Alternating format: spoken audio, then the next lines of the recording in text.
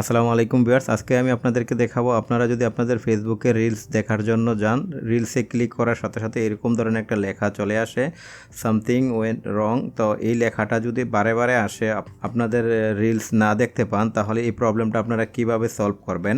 তো এই প্রবলেমটা সলভ করার জন্য প্রথমে আপনারা আপনাদের মোবাইলটাকে একবার অফ করবেন, অফ করে আবার অন করবেন। যদি আপনার মোবাইলে কোনো ধরনের সফটওয়্যার প্রবলেম থাকে তাহলে এই প্রবলেমটা সলভ হয়ে যাবে, আবার আপনাদের ফেসবুকের রিলসটা চালু হয়ে যাবে। তারপরে যদি এই প্রবলেমটা সলভ না হয় তাহলে আপনারা কি করবেন, আপনাদের মোবাইলে এরোপ্লেন মোডটাকে একবার অন করে দিবেন। তো এরোপ্লেন মোডটা এখান থেকে অন করার পরে আপনারা 10 সেকেন্ড ওয়েট করবেন। 10 সেকেন্ড ওয়েট করার পরে আবার অফ করে দিবেন। তো এইটা করলে আপনাদের কি হবে, আপনাদের নেটওয়ার্কে যদি কোনো প্রবলেম থাকে তাহলে এই প্রবলেমটা সলভ হয়ে যাবে। তারপরে আপনি দেখে নেবেন আপনার ওয়াইফাই অথবা সিমে যে ডাটা ইউজ করেন, ডাটাতে কোনো সমস্যা আছে কি না। যদি ওই ডাটাতে কোনো সমস্যা না থাকে তাহলে আপনারা কি করতে হবে, প্লে স্টোরে চলে যাবেন। প্লে স্টোরে গিয়ে আপনারা ফেসবুক লেখা সার্চ দিবেন।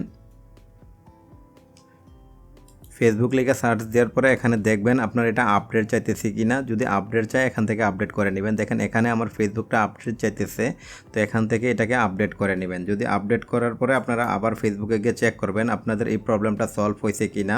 যদি সলভ না হয় তাহলে আপনারা কি করবেন, আপনাদের এই ফেসবুক যে অ্যাপ্লিকেশনটা আছে এটাতে চাপ দিয়ে ধরে রাখবেন। এখানে দেখেন যে আই আছে, এটাতে ক্লিক করবেন। করার পরে এখান থেকে নিচে চলে আসবেন। আসার পরে এখানে দেখেন স্টোরেজ লেখা আছে, এটাতে ক্লিক করবেন। তারপরে এখানে নিচে চলে আসবেন। নিচে চলে আসার পরে এখানে দেখেন ক্লিয়ার ডাটা লেখা আছে। তো আপনারা কি করবেন, এখানে দেখেন দুইটা লেখা আসছে, ম্যানেজ স্পেস ক্লিয়ার ক্র্যাশ। তো আপনারা কি করবেন, ক্লিয়ার ক্র্যাশে ক্লিক করবেন। করার পরে এখান থেকে ওকে দিয়ে দিবেন। তো এখান থেকে এটা ক্লিয়ার ক্র্যাশ হয়ে যাবে।